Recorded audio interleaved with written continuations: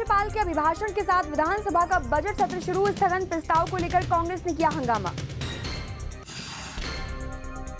BJP ने कांग्रेस और हिलोपा पर साधा निशाना। कांग्रेस को महंगाई ने मारा, राज्य में हिलोपा की नहीं है कोई संभावना। टैट के खिलाफ सड़क पर उतरे प्रशिक्षित और प्रशिक्षु जेबीटी। सरकार से जेबीटी के 1313 पदों को जल्द भरने की मांग। चंदन की खेती से हिमाचल के किसान होंगे मालामाल। निचले इलाके हैं खेती के लिए उपयुक्त, सरकार करेगी मदद।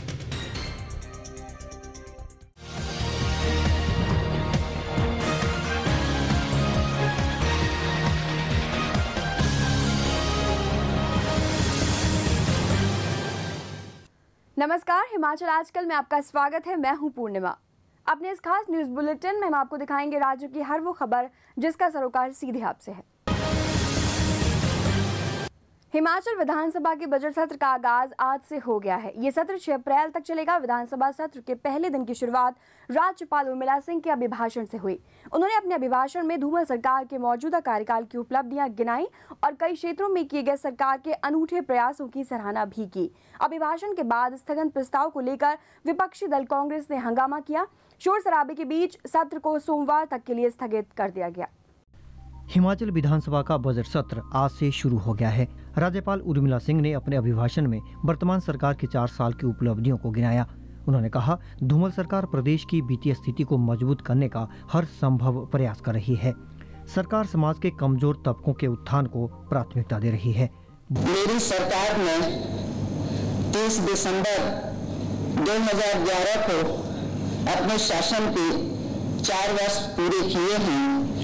इस अवधि के दौरान प्रदेश में समग्र विकास तथा समाज के कमजोर एवं उपेक्षित वर्गों के उत्थान पर विशेष ध्यान दिया गया है। बजट सत्र के पहले ही रोज हंगामा हो गया। अभिभाषण के बाद विपक्षी दल कांग्रेस भ्रष्टाचार के मुद्दे पर चर्चा की इजाजत मांग रही थी। विपक्ष की नेता विद्या स्टोक्स ने बाकायदा स्थगन प्रस्ताव के मुतालिक विधानसभा सचिव के पास नोटिस दिया, लेकिन अध्यक्ष ने चर्चा की इजाजत नहीं दी। उनका तर्क था कि नोटिस चर्चा से 1 घंटा पूर्व देना चाहिए था। इससे नाराज कांग्रेसी विधायकों ने सदन के भीतर शोर मचाया। विधायकों ने नारेबाजी की। ये पहले का हमने दिया है, नोटिस दिया हुआ है। ये कह रहे हैं लेट टाइम में आए नोटिस है इसके बिंदल के खिलाफ के करप्ट है और इसमें सारी हिमाचल की खास करके सोलन जिले की छोटे छोटे गरीबों की जमीनें इसने खरीदी। हिमाचल प्रदेश में वर्तमान भाजपा सरकार भ्रष्टाचार की सारी हदें तोड़ चुकी है। इनके मंत्री भ्रष्ट हैं और विशेष तौर पे डॉक्यूमेंट के साथ डॉक्टर राजीव बिंदल के खिलाफ जो है भूमाफिया, सबसे बड़ा भूमाफिया तो डॉक्टर राजीव बिंदल है। शोर शराबे के बीच अध्यक्ष ने सत्र को सोमवार तक के लिए स्थगित कर दिया। भूपेंद्र चौहान, हिमाचल आजकल, शिमला। बीजेपी प्रदेश अध्यक्ष सतपाल सत्ती ने कांग्रेस पर प्रहार करते हुए कहा है कि 5 राज्यों के चुनावों में कांग्रेस को महंगाई ने मार डाला है। उन्होंने कहा कि देश में जिस तरह से महंगाई बढ़ी है उसे थामने में यूपीए सरकार नाकाम रही है। इसी का खामियाजा कांग्रेस को चुनावों में भी भुगतना पड़ा है। इसके साथ ही सिंचाई एवं जन स्वास्थ्य मंत्री रविंद्र सिंह रवि ने हिलोपा पर निशाना साधा है। उन्होंने कहा कि जो हर्ष पंजाब में मनप्रीत सिंह बादल की पार्टी का हुआ वही हाल हिलोपा का होगा। उन्होंने दावा जताते हुए कहा कि प्रदेश में तीसरे विकल्प की फिलहाल कोई संभावना नहीं है। भारतीय जनता पार्टी और उनके सहयोगी दलों को पंजाब में बहुमत मिला है, गोवा में बहुमत मिला है और उत्तरांचल में हम सरकार बनाने की स्थिति में और वहाँ पर भी भारतीय जनता पार्टी की सरकार बनेगी। इससे ये साबित होता है कि पूरे देश की जनता महंगाई से परेशान है। पूरे देश की जनता आज कांग्रेस पार्टी का पीछा छोड़ करके भारतीय जनता पार्टी की ओर आ रही है और हम उम्मीद करते हैं कि आने वाले इस वर्ष में जो हिमाचल प्रदेश के विधानसभा के चुनाव होंगे उसमें भी भारतीय जनता पार्टी पुनः से सत्ता प्राप्त करेगी। हिमाचल प्रदेश में भी यहाँ तो शुरू से ही 2 पार्टियों की एक बार दूसरी वो ही रही है। तीसरा विकल्प कभी कोई उभर कर सामने आया ही नहीं है, ना यहाँ कोई स्कोप है। और मैं मान के चलता हूँ कि जो एक वहाँ पंजाब में वहाँ पर दोहराया गया है, इसी कड़ी में हिमाचल प्रदेश भी इससे अछूता नहीं रहेगा। 5 राज्यों के चुनाव परिणामों से गदगदाए भाजपाइयों पर कांग्रेस ने प्रहार किया है। कांग्रेस प्रवक्ता दीपक शर्मा ने कहा कि चुनाव नतीजे भाजपा के पक्ष में नहीं है। उन्होंने कहा कि भाजपा केवल गोवा में सरकार बनाने में कामयाब हुई है, जबकि पंजाब और यूपी में जनता ने उसे नकार दिया है। उन्होंने कहा कि उत्तराखंड में भी कांग्रेस सबसे बड़े दल के रूप में उभरी है। दीपक ने जीत के सिलसिले में दिए गए मुख्यमंत्री धूमल के बयान को भी गैर जिम्मेदाराना करार दिया। उन्होंने कहा कि प्रदेश की जनता भाजपा सरकार की नीतियों और भ्रष्टाचार से तंग आ चुकी है। भारतीय जनता पार्टी को ज़्यादा खुश होने की ज़रूरत नहीं है, क्योंकि मात्र एक जगह पर भारतीय जनता पार्टी की गोवा में सरकार आई है। और जहाँ तक हिमाचल प्रदेश का प्रश्न है, हिमाचल प्रदेश में जो ये जन विरोधी सरकार है और जो भ्रष्टाचार इस सरकार में फैला, उसकी वजह से प्रदेश की जनता ये मन बना चुकी है कि भारतीय जनता पार्टी को उखाड़ फेंकना है। और हमीरपुर जिला की जहाँ तक बात है, हमीरपुर की जनता माननीय मुख्यमंत्री प्रोफेसर प्रेम कुमार धूमल जी को खंडूड़ी बनाकर छोड़ेगी। शिक्षक पात्रता परीक्षा यानी टेट के खिलाफ अब प्रशिक्षित और प्रशिक्षु जेबीटी सड़क पर उतर आए हैं। ऊना में इन्होंने विरोध प्रदर्शन किया और राज्य सरकार की जमकर मुखालफत की। प्रदर्शनकारियों ने धूमल सरकार से जेबीटी के खाली पड़े 1313 पदों को जल्द भरने की मांग उठाई है। शिक्षक पात्रता परीक्षा करवाने के फैसले का प्रशिक्षित और प्रशिक्षु जेबीटी विरोध कर रहे हैं। ये फैसला इनको कतई रास नहीं आ रहा है। इसी सिलसिले में ऊना जिले के जेबीटी जिला मुख्यालय में एकत्र हुए। इनमें प्रशिक्षण पूरा कर चुके जेबीटी और प्रशिक्षण पा रहे दोनों श्रेणी के जेबीटी शामिल रहे। प्रदर्शनकारियों ने टेट के जरिए सरकार की नीयत पर ही सवाल खड़े किए। हमें लगातार जो है वो लारे लगाए जा रहे हैं। बार बार हमें मतलब कभी टेट का बहाना कर रही है सरकार, कभी कोई बहाना कर रही है। तो मैं ये पूछती हूँ कि जो टीटीसी वाले और सैंडविच वाले टीटीसी वाले और जो एक्स सर्विसमैन 5 लगाए, वो किस आधार पर लगाए? उनका टेट क्यों नहीं कंडक्ट किया गया? उन्होंने सरकार के फैसले को तुगलकी फरमान करार दिया और सरकार से इसे जल्द वापस लेने की मांग की। जब तक हमें जो है वो जॉब नहीं मिलती है सरकार की तरफ से, लिखित रूप में ऐसा कुछ भी नहीं आता है, तब तक जो है वो हम लोग ऐसे ही हमारा रोष चलता रहे। प्रदर्शनकारियों ने अपने आंदोलन को उग्र करने की भी चेतावनी दी। उन्होंने ऊना कुटलेहड़ के विधायक समेत उपायुक्त के माध्यम से सरकार को मांगों को लेकर ज्ञापन भी सौंपा। ब्यूरो रिपोर्ट, हिमाचल आजकल। धर्मशाला में अनुसूचित जाति उपयोजना की जिला स्तरीय समीक्षा बैठक का आयोजन किया गया। समीक्षा बैठक में जिला कांगड़ा में अनुसूचित जाति उपयोजना के तहत चलाए जा रहे विकास कार्यों पर चर्चा की गई। इस बैठक की अध्यक्षता कांगड़ा के उपायुक्त RS गुप्ता ने की। जिला उपायुक्त ने लंबित पड़े कार्य को 31 मार्च तक पूरा करने के विभागीय अधिकारियों को निर्देश दिए। अनुसूचित जाति उपयोजना के तहत कांगड़ा जिला में चालू वित्त वर्ष में 84 करोड़ रुपए की राशि खर्च की जा रही है। इस उपयोजना के तहत सड़क एवं परिवहन पर 15 करोड़, सिंचाई एवं बाढ़ नियंत्रण पर 21 करोड़, ग्रामीण विकास कार्यक्रम पर 10 करोड़ रुपए खर्च किए जा रहे हैं। जिला कांगड़ा के उपायुक्त RS गुप्ता ने कहा है कि अनुसूचित जाति उपयोजना के अंतर्गत जो भी कार्य हो रहे हैं उनकी समीक्षा की जा रही है। उन्होंने कहा है कि अनुसूचित जाति उपयोजना के तहत विभिन्न विभागों को जो लक्ष्य दिए गए हैं उन सभी ने 85% तक अपने अपने विभागों के लक्ष्य पूरे कर लिए हैं। आज शेड्यूल कास्ट कंपोनेंट प्लान की बैठक सारे जिला अधिकारियों की मैंने रिव्यू बैठक ली, जिसमें जिले में जो शेड्यूल कास्ट कंपोनेंट प्लान के अंतर्गत विभिन्न कार्य चले हैं उनका रिव्यू किया गया और उसमें ये पाया गया कि विभिन्न विभागों ने अपने जो उनको लक्ष्य दिए गए हैं और जितना बजट और पैसा उनको एलोकेट हुआ है वो ऑलमोस्ट 95% विभिन्न विभागों ने खर्च कर लिया है। उपायुक्त ने अधिकारियों को निर्देश दिए हैं कि जो योजनाएं अभी तक अधूरी पड़ी हैं उनको प्राथमिकता के आधार पर पूरा किया जाए। उन्होंने अधिकारियों को इस योजना के अंतर्गत चलाए जा रहे कार्यों में तेजी लाने के भी निर्देश दिए हैं। निपजीत सिंह निप्पी, हिमाचल आजकल, धर्मशाला।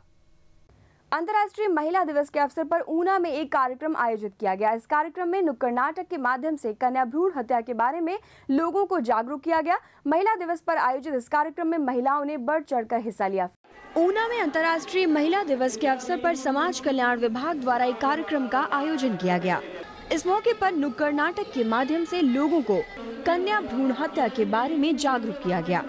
नाटक के माध्यम से लोगों को कन्या भ्रूण हत्या न करने का भी आह्वान किया गया। इस मौके पर हिमोत्कर्ष समाज सेवी संस्था के प्रधान हरि सिंह ने समाज में महिलाओं और बालिकाओं के शोषण के मामले पर चिंता जाहिर की। महिला सशक्तिकरण और महिलाओं का अभ्युत्थान, ये आज इसके लिए हमें अपने संकल्प को पुनः दोहराना होगा।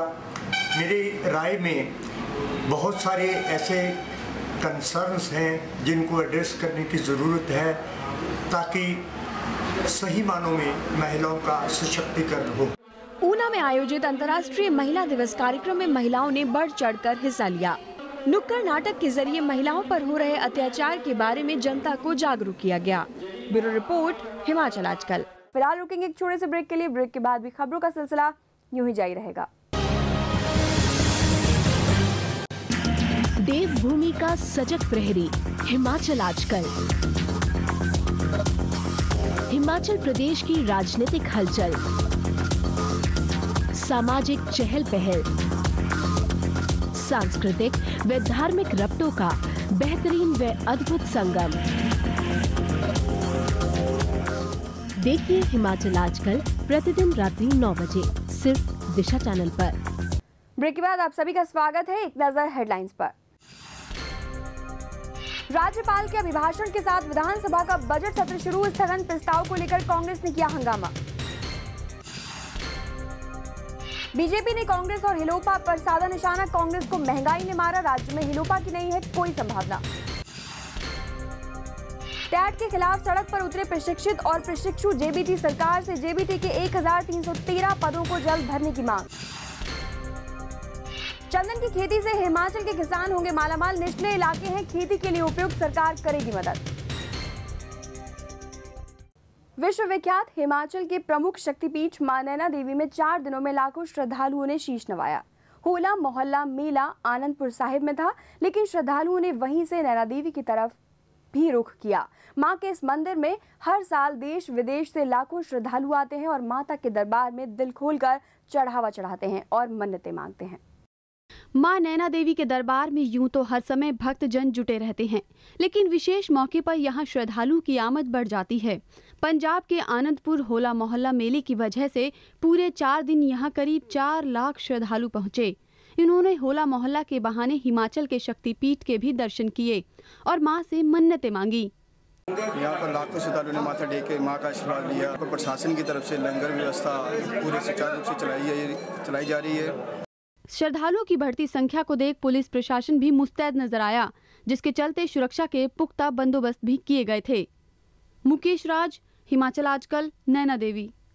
पूरा हिमाचल होली के रंग से सराबोर दिखा। कई जगहों पर मेले का आयोजन किया गया और झांकियां निकाली गईं। ऐसा ही कुछ नजारा देखने को मिला बैजनाथ के पपरोला गांव में, जहां पूरे कस्बे को दुल्हन की तरह सजाया जाता है। इस होली महोत्सव का इतिहास बहुत पुराना है।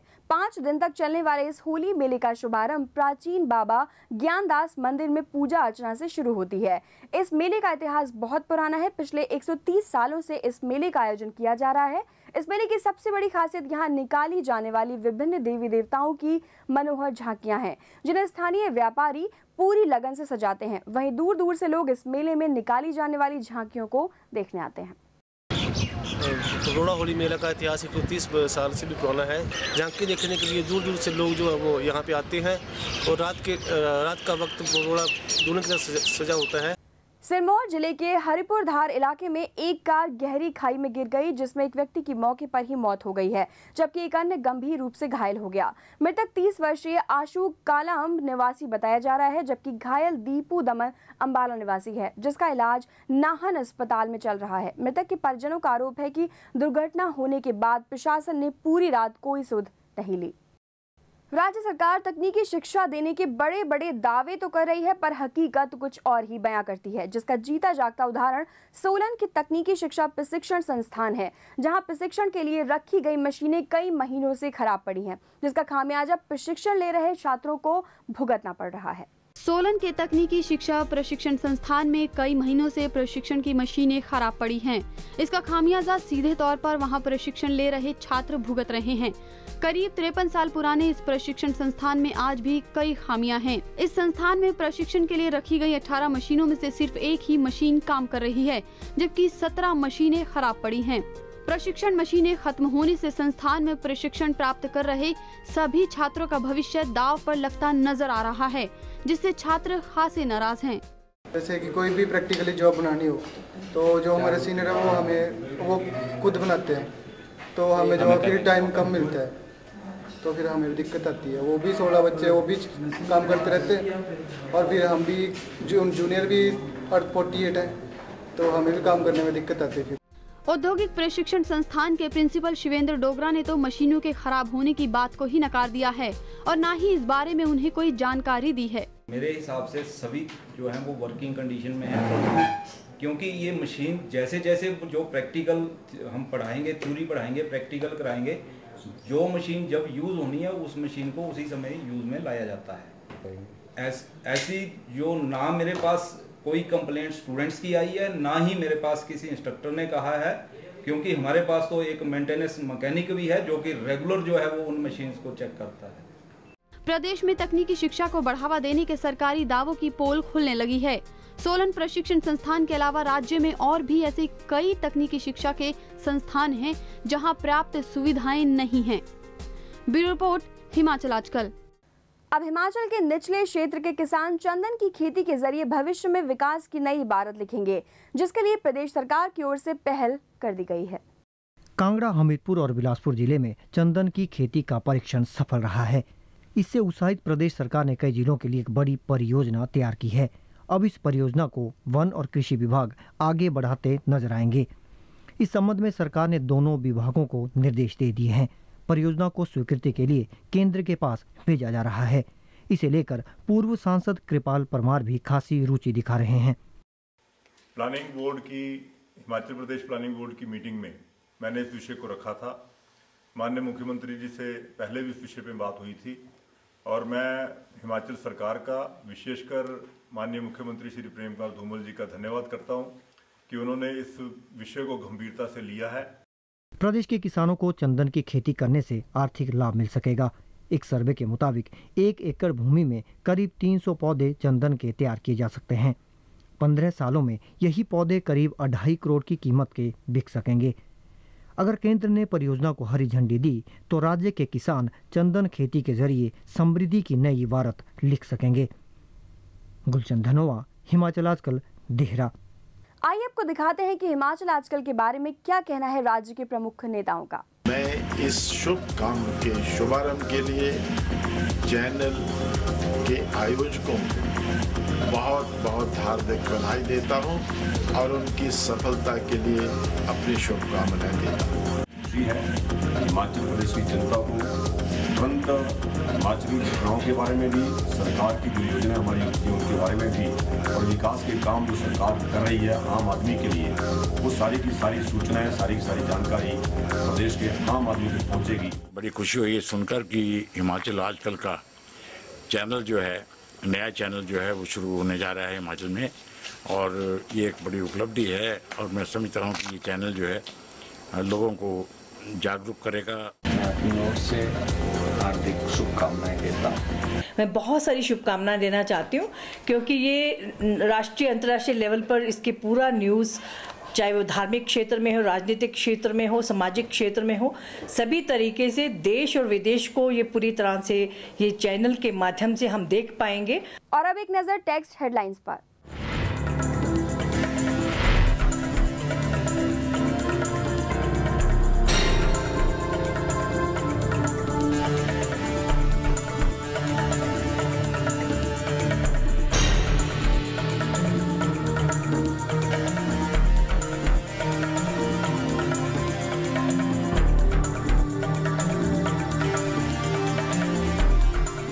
अभी के लिए बस इतना ही। हिमाचल की ताज़ा तरीन खबरों के साथ हम फिर होंगे हाजिर। तब तक के लिए दीजिए इजाजत। नमस्कार। हिमाचल आजकल से जुड़ी किसी भी प्रतिक्रिया या सुझाव के लिए संपर्क करें कृष्ण भानु, ठाकुर वाटिका, खलीनी, शिमला 2। Phone number 09816901200, 017726294111। हमारा ईमेल आईडी है himachalastkal@gmail.com।